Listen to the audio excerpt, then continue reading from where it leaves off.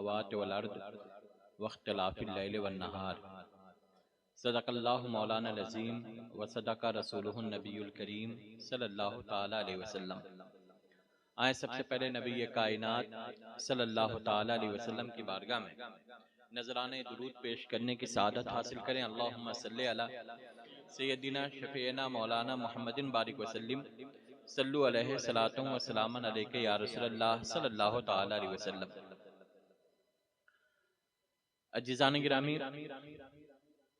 میں نے جس آیت پاک کی تلاوت کی ہے، اس آیت پاک میں پروردگار فرما رہا ہے کہ رات اور دن کے آنے جانے میں، آسمان اور زمین کی بناوٹ میں اللہ نے انسانوں کے لیے نشانیاں رکھی ہیں۔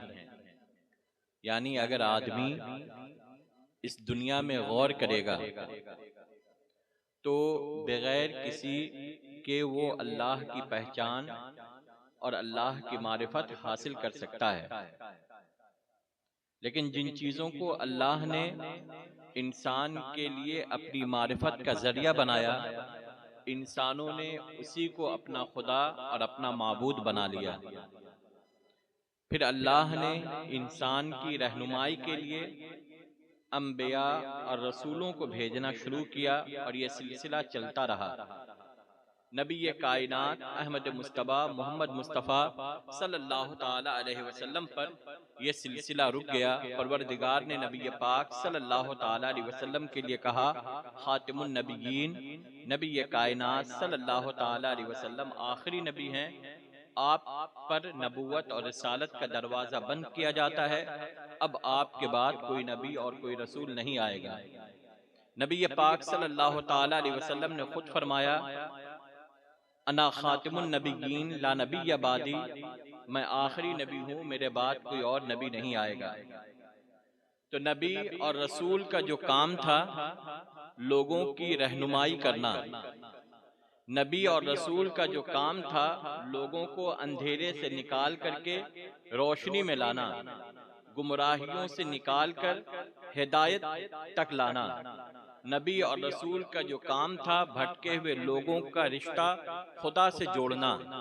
تو جب نبی پاک صلی اللہ تعالی علیہ وسلم پر یہ دروازہ بند ہو گیا تو پھر انسانوں کی رہنمائی کون کرے گا؟ بھٹکے ہوئے لوگوں کو صحیح راستہ کون دکھائے گا؟ گمراہ لوگوں کی رہبری کون کرے گا؟ جو لوگ خدا کو بھول چکے ہیں، خدا سے بے خوف ہو چکے ہیں، نڈر ہو چکے ہیں، ان کا رشتہ اور تعلق اللہ سے کون جوڑے گا؟ تو نبی پاک صلی اللہ تعالی علیہ وسلم نے فرمایا کہ العلماء ورثۃ الانبیاء، علماء جو ہیں یہ نبیوں کے وارث ہیں۔ اب یہاں سے نبی اور رسول کے کام کو، ہدایت کے کام کو، رہنمائی کے کام کو، لوگوں کو گناہوں سے دور کرنے کے کام اب علماء انجام دیں گے۔ اللہ تعالیٰ نے فرمایا، انما یخشی اللہ من عبادہ العلماء، وہ علماء جن کے پاس علم ہے اور شریعت پر عمل ہے، جو اللہ سے ڈرنے والے ہیں، وہ گمراہ لوگوں کے لیے ہدایت کی جگہ ہیں، وہ بھٹکے ہوئے لوگوں کے لیے کامیابی کی نشانی ہیں۔ ان میں سے ان نیک علماء میں سے جن کی بھی ہدایت اور پیروی کی جائے گی، جن کی بھی پیروی کی جائے گی وہ ہدایت پر رہے گا۔ اور پھر ان میں جہاں علم ہے، اور علم کے بعد جب تقوی، طہارت، پرہیزگاری، عبادت، اللہ کے آگے رونا، اللہ سے ڈرنا، اللہ تبارک و تعالیٰ کی رضا اور اللہ تبارک و تعالیٰ کی خوشنودی جب انسان حاصل کرتا رہتا ہے تو پروردگار اسے ولایت کا مقام عطا فرماتا ہے۔ اور ولی کے بارے میں کہا گیا ہے کہ الولایت ظل النبوہ والنبوۃ ظل الالہیہ، کہ ولایت جو ہوتی ہے یہ نبوت کی تصویر ہوتی ہے، نبوت کی جھلک ہوتی ہے۔ یعنی جو بھی ولی ہوگا اس کے اندر کسی نہ کسی نبی کی جھلک ہوگی، اور جو بھی نبی ہوتے ہیں، جو رسول ہوتے ہیں، ان کے اندر خداوند قدوس کے صفات کی نشانیاں ہوتی ہیں، جھلک ہوتی ہیں۔ غوث پاک رضی اللہ تعالیٰ عنہ نے فرمایا کل ولی لہو قدم و انی علی قدم النبی بدر الکمالی، کہ ہر ایک ولی کسی نہ کسی نبی کے نقش قدم پر ہے، اور میں نبی کائنات احمد مصطفیٰ محمد مصطفیٰ صلی اللہ تعالیٰ علیہ وسلم کے نقش قدم پر ہوں۔ یعنی نبی پاک صلی اللہ تعالیٰ علیہ وسلم کے کردار کا آئینہ، نبی پاک صلی اللہ تعالیٰ علیہ وسلم کی اداؤں کو تم میرے اندر پاؤ گے، نبی پاک صلی اللہ تعالیٰ علیہ وسلم کی تصویر کی جھلک تم میرے اندر پاؤ گے، نبی پاک صلی اللہ تعالیٰ علیہ وسلم کے کردار کی جھلک میرے اندر پاؤ گے، نبی پاک صلی اللہ تعالیٰ علیہ وسلم کی خوبیوں کا امین تم مجھے پاؤ گے، نبی پاک صلی اللہ تعالیٰ علیہ وسلم کے کمالات کا امین تم مجھے پاؤ گے۔ غوث پاک نبی پاک صلی اللہ تعالیٰ علیہ وسلم ہے۔ نبی پاک صلی اللہ تعالیٰ علیہ وسلم کے لیے پروردگار نے کہا عالم ما کان و ما یکون، کہ نبی پاک صلی اللہ تعالیٰ علیہ وسلم کو تمام چیزوں کا علم دے دیا گیا، ہر ایک چیز کا علم نبی پاک صلی اللہ تعالیٰ علیہ وسلم کو عطا کیا گیا۔ غوث پاک رضی اللہ تعالیٰ عنہ کہتے ہیں کہ میں اپنے مریدین کے حالات اور اپنے مریدین کے احوال کو اس طرح سے جانتا ہوں جیسے انسان ہتھیلی پر رائی کے دانہ کو دیکھتا ہے۔ تو حضرت غوث پاک رضی اللہ تعالیٰ عنہ اپنے لوگوں کے حالات سے آگاہ ہیں، اپنے لوگوں کے احوال سے آگاہ ہیں، ان کی زندگیوں پر کیا گزر رہی ہے اس سے آگاہ ہیں، لوگوں کی فریاد کرنے والوں کی پریشانیوں کو دور کرنے والے ہیں۔ نبی پاک صلی اللہ تعالیٰ علیہ وسلم کے لیے کہا گیا اوتیت مفاتیح الارض، نبی پاک صلی اللہ تعالیٰ علیہ وسلم کو آسمان و زمین کے خزانوں کی کنجیاں دے دی گئیں۔ اللہ نے نبی پاک صلی اللہ تعالیٰ علیہ وسلم کو اپنی کائنات کا اختیار دے دیا، مالک کل بنا دیا۔ نبی پاک صلی اللہ تعالیٰ علیہ وسلم کو اپنی کائنات کا اور اپنی تخلیق کا بادشاہ اور شہنشاہ بنایا۔ نبی پاک صلی اللہ تعالیٰ علیہ وسلم جیسے چاہیں اس کائنات میں تصرف کریں، اس کائنات میں عمل کریں۔ نبی پاک صلی اللہ تعالیٰ علیہ وسلم نے چاہا تو ڈوبے ہوئے سورج کو نکال دیا۔ نبی پاک صلی اللہ تعالیٰ علیہ وسلم نے چاند کے 2 ٹکڑے کر دیے۔ نبی پاک صلی اللہ تعالیٰ علیہ وسلم نے میدان جنگ میں کھجور کی ٹہنی کسی کو توڑ کر کے دے دی تو وہ تلوار کی طرح کام کرنے لگی۔ اندھیری رات میں لکڑی اٹھا کر کے کسی صحابی کو دے دیا تو وہ ٹارچ کی طرح روشنی دینے لگی۔ نبی پاک صلی اللہ تعالیٰ علیہ وسلم نے بکری کی سوکھے تھن پر ہاتھ پھیر دیا تو وہ دودھ سے لبالب ہو گیا۔ نبی پاک صلی اللہ تعالیٰ علیہ وسلم نے مردے بچے کی طرف اشارہ کیا تو وہ زندہ ہو گیا۔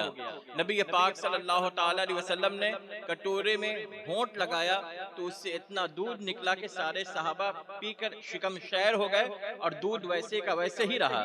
نبی پاک صلی اللہ تعالیٰ علیہ وسلم نے ایک کھجور کی تھیلی حضرت ابو ہریرہ رضی اللہ تعالیٰ عنہ کو عطا فرما دیا تو وہ اس سے کھجور نکلتے رہے لیکن کھجور ختم نہیں ہوتا تھا۔ نبی پاک صلی اللہ تعالیٰ علیہ وسلم نے اس دنیا میں جیسے آپ نے تصرف کیا۔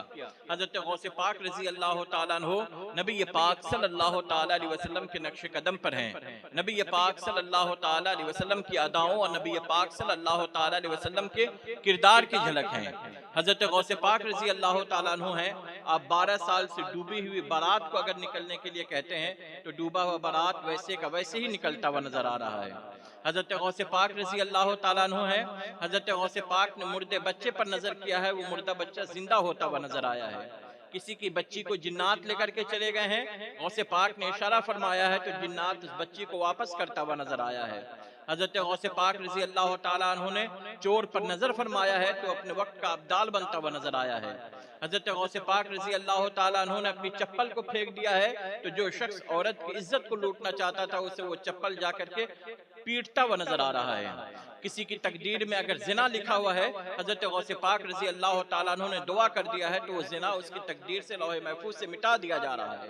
تو حضرت غوث پاک رضی اللہ تعالیٰ عنہ نے نبی پاک صلی اللہ تعالیٰ علیہ وسلم کی عطا سے، نبی پاک صلی اللہ تعالیٰ علیہ وسلم کی مہربانیوں سے اور نبی پاک صلی اللہ تعالیٰ علیہ وسلم کی نگاہ کرم سے اس دنیا میں آپ نے جیسے چاہا آپ نے تصرف کیا، آج بھی لوگوں کے کام آ رہے ہیں۔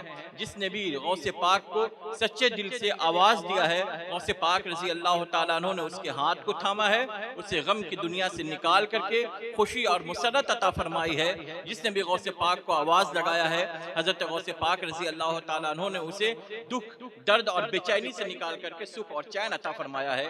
حضرت غوث پاک رضی اللہ تعالیٰ عنہ نبی پاک صلی اللہ تعالیٰ علیہ وسلم کی تصویر اور نبی پاک صلی اللہ تعالیٰ علیہ وسلم کے کردار کے آئینہ ہے، نبی پاک صلی اللہ تعالیٰ علیہ وسلم کی اداؤں کے آئینہ ہے۔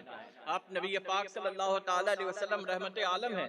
نبی پاک صلی اللہ تعالیٰ علیہ وسلم کو اللہ نے ساری کائنات کے لیے رحمت بنایا ہے، چاہے نبی کا کلمہ پڑھنے والا ہو یا نبی کا کلمہ پڑھنے والا نہ ہو، نبی کو ماننے والا ہو یا نبی کو ماننے والا نہ ہو، جو بھی ہے اسے کسی نہ کسی اعتبار سے نبی پاک صلی اللہ تعالیٰ علیہ وسلم کی رحمت کی چھینٹ مل رہی ہے۔ اگر نبی پاک صلی اللہ تعالیٰ علیہ وسلم اس دنیا سے چلے جائیں، نبی پاک صلی اللہ تعالیٰ علیہ وسلم کے اس دنیا سے چلے جانے ہی کا دوسرا نام قیامت ہے۔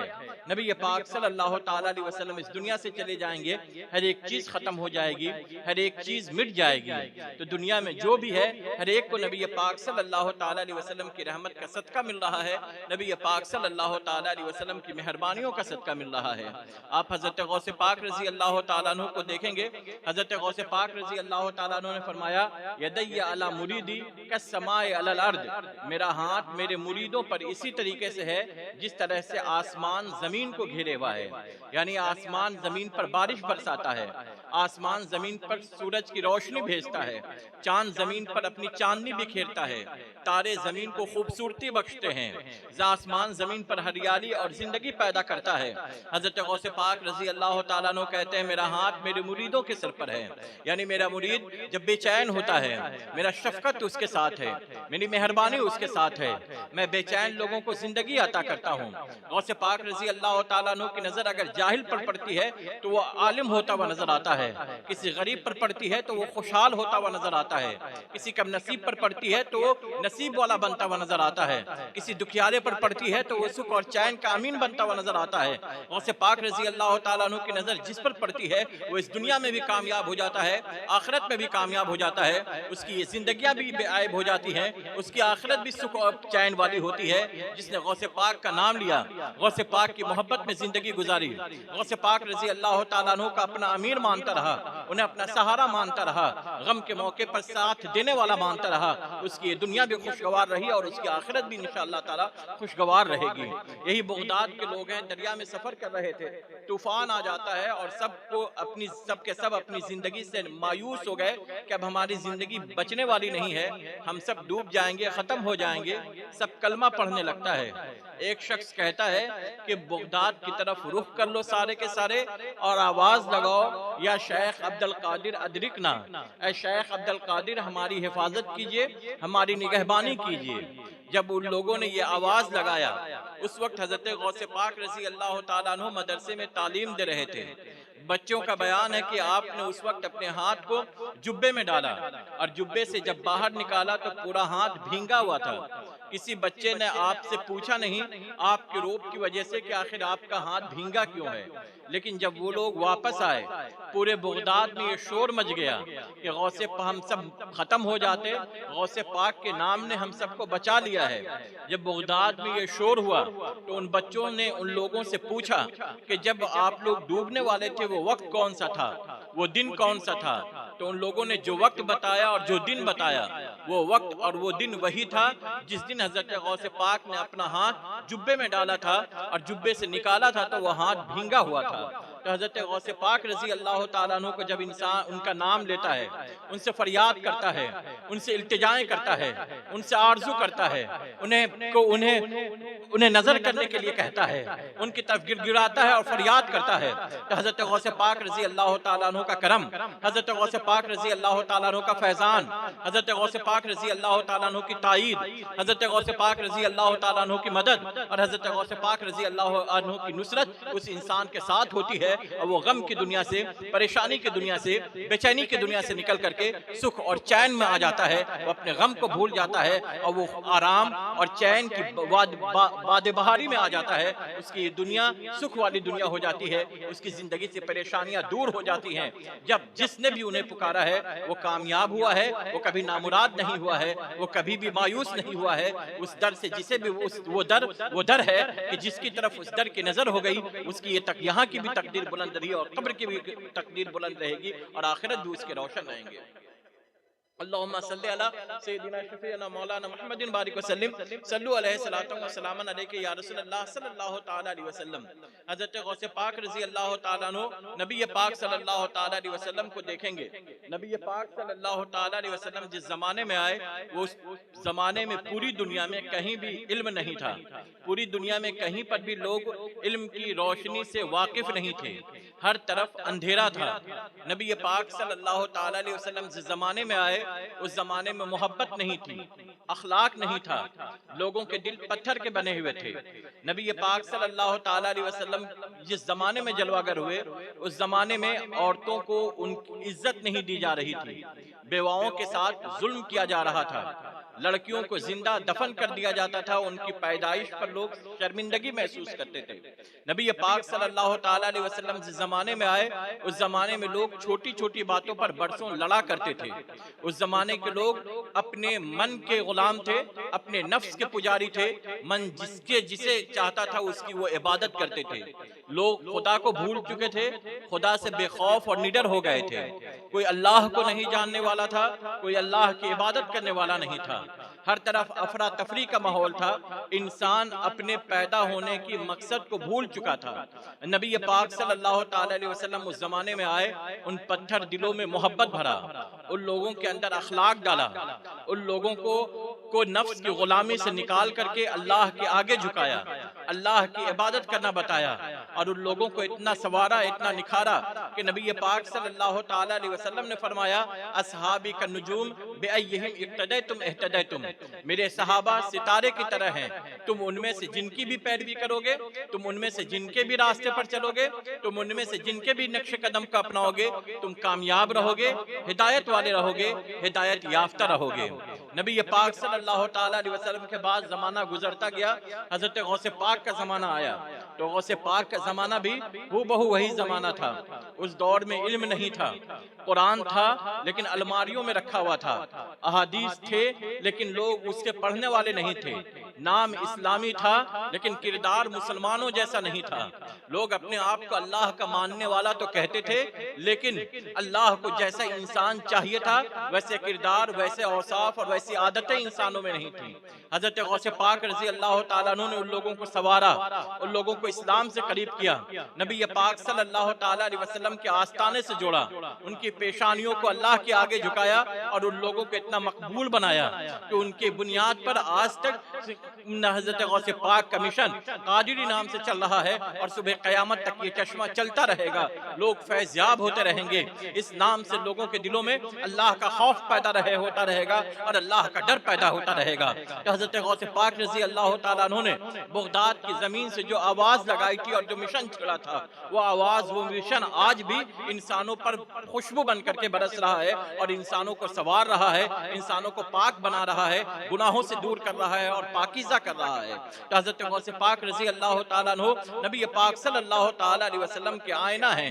یہی وجہ ہے کہ جب حضرت غوث پاک رضی اللہ تعالیٰ عنہ 511 ہجری میں کسی گلی سے گزر رہے تھے تو ایک انتہائی کمزور سا شخص حضرت غوث پاک سے کہتا ہے کہ آپ مجھے سہارا دے دیں۔ حضرت غوث پاک نے جب سہارا دیا تو وہ توانا اور تندرست ہو گیا۔ حضرت غوث پاک نے پوچھا کہ تم کون ہو؟ تو وہ کہتا ہے میں دین اسلام ہوں، آپ جب تک نہیں آئے تھے میں اپنوں میں اجنبی ہو گیا تھا، آپ نے آ کر کے مجھے سوارا، مجھے نکھارا، لوگوں میں میرا تعارف کیا، اب مجھے نئی زندگی عطا فرمائی۔ اسی کے بعد جب غوث پاک مسجد میں گئے، سارے کے سارے نمازی کھڑے ہو جاتے ہیں اور ہر ایک کی زبان سے یہ لفظ نکل رہا ہے السلام علیکم یا محی الدین، اے دین کو زندہ کرنے والے آپ پر سلامتی ہو۔ اے دین کی آبیاری کرنے والے آپ پر سلامتی ہو، اے دین کے محافظ آپ پر سلامتی ہو۔ اور یہ لفظ حضرت غوث پاک کے نام کے ساتھ ایسا جڑا کہ جو بھی اب نام لیتا ہے تو محی الدین کے لگا کر ہی حضرت غوث پاک کا نام لیتا ہے۔ یہ حضرت غوث پاک رضی اللہ تعالیٰ عنہ پر اللہ کا فیضان ہے کہ اللہ نے ان کے نام کے ساتھ دین کا زندہ کرنے والا لگا دیا۔ جس دین کو خدا نے لایا، جو دین خدا کو مکتوب ہے، اس دین کا زندہ کرنے والا اللہ نے اپنی مخلوق کی زبان سے ان کے لیے کہلوایا۔ یہ حضرت غوث پاک رضی اللہ تعالیٰ عنہ کا پر کرم اور حضرت غوث پاک رضی اللہ تعالیٰ عنہ کے انوکھے اور نقش قدم مصطفیٰ صلی اللہ تعالیٰ علیہ وسلم پر چلنے کی نشانی اور آواز ہے اور علامت ہے۔ حضرت غوث پاک رضی اللہ تعالیٰ عنہ نے جو زندگی گزاری ہے، حضرت غوث پاک کی زندگی علم والی زندگی تھی۔ آپ اندازہ کریں گے آج بھی ماں باپ اپنے بچے کو دور بھیجتے ہیں تو سوچتے ہیں اور پیشانی پر پسینہ آتا ہے کہ ہم سب یہاں رہیں گے، بچہ ہمارا دور مدرسے میں، دور ہاسٹل میں کیسے رہے گا۔ آپ حضرت غوث پاک رضی اللہ تعالیٰ عنہ کی زندگی کو دیکھیں۔ حضرت غوث پاک رضی اللہ تعالیٰ عنہ کہ کوئی بھائی نہیں تھے، والد کا انتقال ہو چکا تھا، ماں ضعیفہ تھی، آپ ایران کے رہنے والے تھے۔ آپ اپنی ماں سے کہتے ہیں کہ میں علم حاصل کرنے کے لیے بغداد جاؤں گا۔ ماں بھی کوئی بہانہ نہیں بناتی ہے، وہ اپنے بچے کو اجازت دے دیتی ہے کہ ٹھیک ہے آپ جائیں۔ اس دور میں، جس دور میں سفر کی کوئی سہولت نہیں تھی، لوگوں سے رابطے کا کوئی وسیلہ نہیں تھا، اس وقت ماں اپنے بچے کو ایک ملک سے دوسرے ملک علم حاصل کرنے کی اجازت دے رہی ہے اور یہ کہتے ہوئے اجازت دے رہی ہے کہ بیٹا اب ہماری ملاقات میدان محشر میں ہوگی۔ تو حضرت غوث پاک رضی اللہ تعالیٰ عنہ کے اندر آپ علم کی چاہت دیکھیں، ماں کے اندر علم کی اہمیت دیکھیں۔ حضرت غوث پاک رضی اللہ تعالیٰ عنہ نے علم حاصل کیا، علم پھیلایا، مدرسہ بنایا، پڑھایا، لوگوں کو تعلیم دیا اور لوگوں کو سنوارا، اس لیے کہ علم انسان کے لیے زندگی ہے، علم انسان کے لیے بنیاد ہے۔ اگر علم انسان کے پاس نہیں ہے تو اس کا ذہن اندھا ہے، اس کی نگاہیں اندھی ہیں، اس کی سوچ اندھی ہے۔ اگر انسان کے پاس علم نہیں ہے تو وہ نہ اپنے ماں باپ کے حقوق کو ادا کر پائے گا، نہ بھائیوں کے حقوق کو ادا کر پائے گا، نہ بچوں کو صحیح تربیت دے پائے گا، نہ سماج کی ذمہ داری کو ادا کر پائے گا، نہ وہ صحیح طور سے اپنے کاروبار کو کھڑا کر پائے گا، نہ ہی وہ اپنے آپ کو بنا پائے گا، نہ وہ اپنی دنیا کو ٹھیک کر پائے گا، نہ اپنی آخرت کو ٹھیک کر پائے گا۔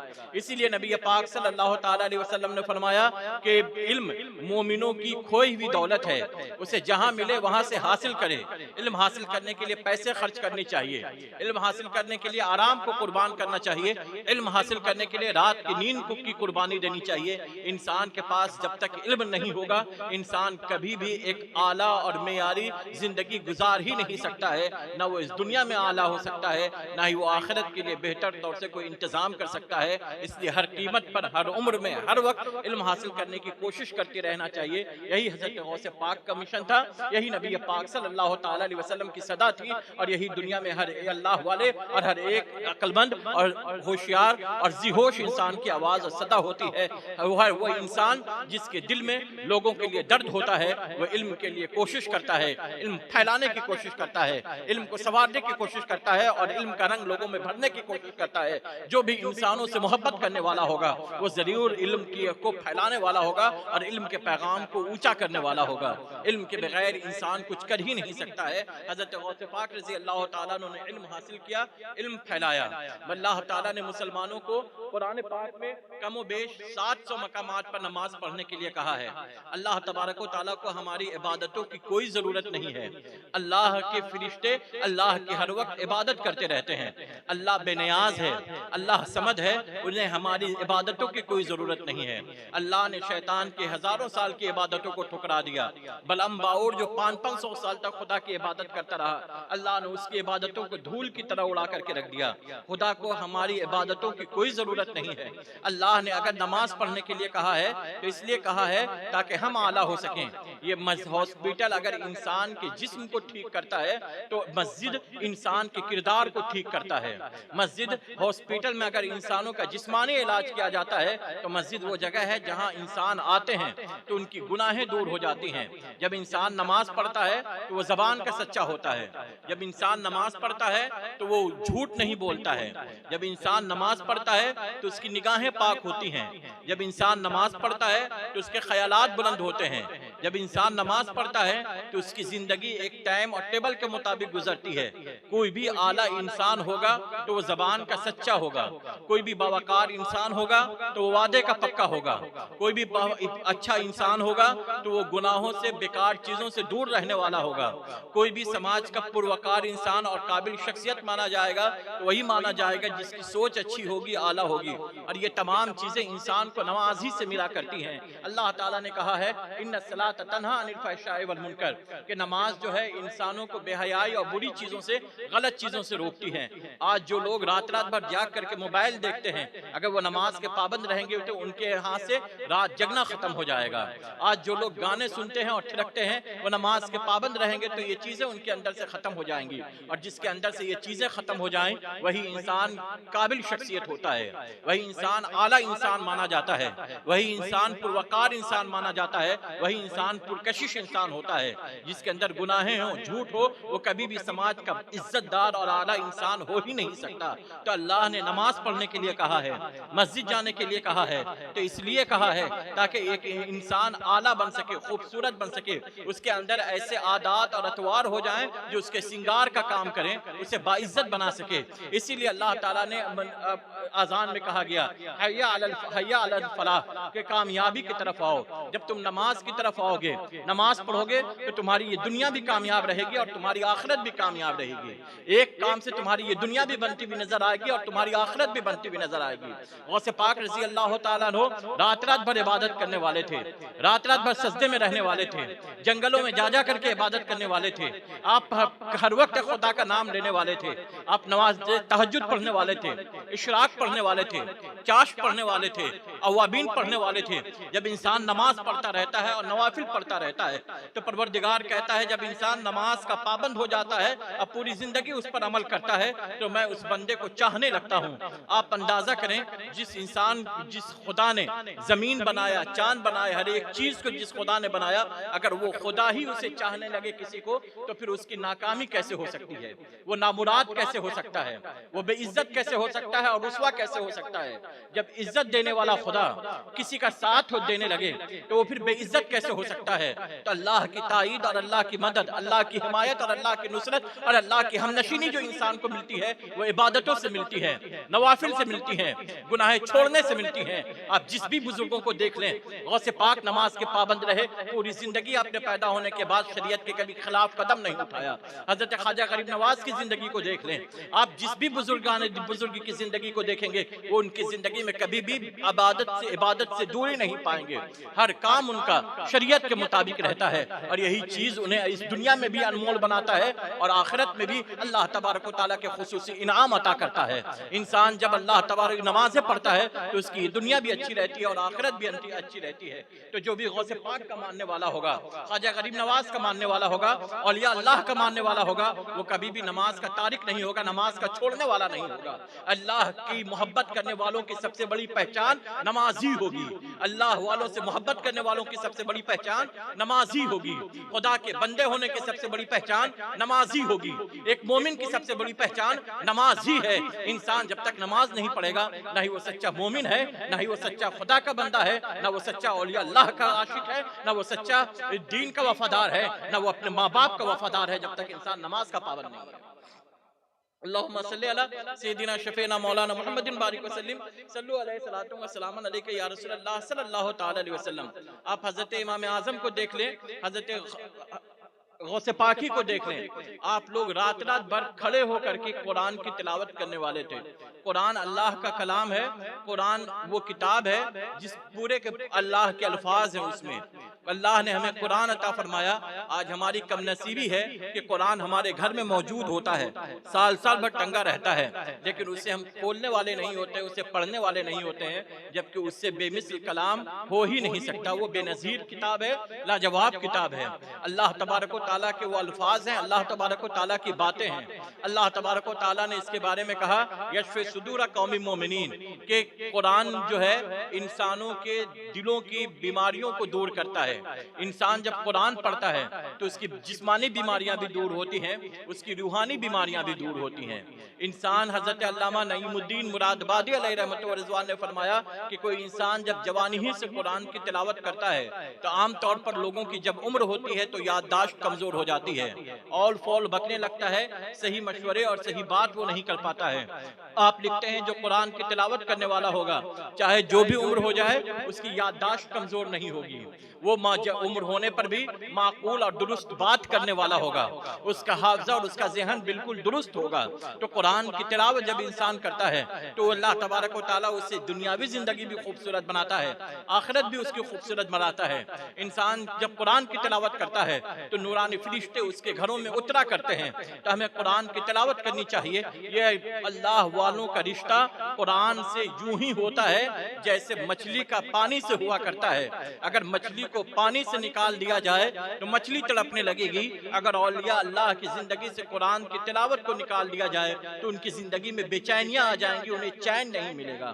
آپ حضرت حضور شیخ المسلمین اس زمین پر آتے تھے، جس نے بھی دیکھا ہوگا وہ غور کر کے بتائے کہ اگر حضرت نے 24 گھنٹے یہاں گزارا ہے تو انہوں نے قرآن کی تلاوت چھوڑی ہے۔ ہم جب سے پیدا ہوئے اور جب سے ہوش سنبھالا کسی بھی دن ہم نے آج تک دیکھا ہی نہیں کہ ان کی قرآن کی تلاوت چھوٹی ہو۔ تو قرآن اللہ کی کتاب ہے، اس سے ہمیں دوستی کرنی چاہیے، اس سے ہمیں نسبت پیدا کرنا چاہیے، اس سے ہمیں اپنا رشتہ بنانا چاہیے۔ قرآن انسان کے لیے محافظ ہے۔ قرآن جب انسان اللہ کے کلام کو پڑھتا ہے تو اللہ تبارک و تعالیٰ کی رحمتیں اس کے اوپر اترا کرتی ہیں، اللہ تبارک و تعالیٰ کا فیضان اترا کرتا ہے، اللہ تبارک و تعالیٰ اس کے طرف نظر کرم فرماتا ہے، اسے اپنی کفالت میں لیتا ہے۔ تو جو غوث پاک کا دیوانہ ہوگا وہ اسے پڑھنے والا ہوگا۔ اللہ تعالیٰ نے فرمایا کہ اے موسیٰ انا اسکن معک فی بیتک، اے موسیٰ میں چاہتا ہوں کہ تمہارے ساتھ تمہارے گھر میں رہوں۔ فخر موسیٰ ساجدا، تو حضرت موسیٰ سجدے میں گر گئے۔ ان حضرت موسیٰ نے کہا اے پروردگار کیفا تسکن معی، تو کیسے میرے ساتھ رہے گا؟ تو پروردگار نے کہا انا جلیس من ذکرنی، جو مجھے یاد کرتا ہے، جو میرا ذکر کرتا ہے میں اس کا ہمنشیں ہوتا ہوں۔ تو جو اللہ کو یاد کرنے والا ہوگا، جو سنت رسول پر عمل کرنے والا ہوگا، جو خدا کا ذکر کرنے والا ہوگا، جو مسجدوں میں آنے والا ہوگا، نوافل پڑھنے والا ہوگا، تسبیح پڑھنے والا ہوگا، دعائیں پڑھنے والا ہوگا، اللہ تبارک و تعالیٰ اس کا ہمنشیں رہے گا۔ اور جب خدا کسی کا ہمنشیں رہے تو اس کی حمایت اس دنیا میں بھی وہ اعلیٰ رہے گا، آخرت میں بھی اعلیٰ رہے گا۔ اسی لیے اللہ نے کہا کہ میرے جو دوست ہیں اسے نہ اس دنیا میں کوئی غم ہے نہ آخرت میں کوئی غم ہے، ان کی یہ دنیا بھی اچھی ہے، ان کی آخرت بھی اچھی ہے۔ پروردگار نے اسی لیے کہا کہ پروردگار خود اس کے ساتھ رہنے والا ہے اور اس کا ہمنشیں اور اس کا دوست ہے۔ تو ہمیں اللہ تبارک و تعالیٰ کے قرب حاصل کرنے کی کوشش کرنی چاہیے، اسے راضی کرنے کی کوشش کرنی چاہیے، نبی پاک صلی اللہ تعالیٰ علیہ وسلم کی سنتوں پر عمل کرنے کی کوشش کرنی چاہیے، نبی پاک صلی اللہ تعالیٰ علیہ وسلم کی زندگی پر عمل کرنے کی کوشش کرنی چاہیے۔ اگر ہم نے یہ کیا، اپنے اولیاء اللہ کے راستے پر چلے، تو ہمیں اس دنیا کی بھی کوئی طاقتیں نہیں ڈرا پائیں گی، ہم اس دنیا میں بھی باعزت رہیں گے اور آخرت میں بھی اللہ تبارک و تعالیٰ ہمیں جنت الفردوس میں مقام عطا فرمائے گا۔ السلام علیکم ورحمۃ اللہ وبرکاتہ۔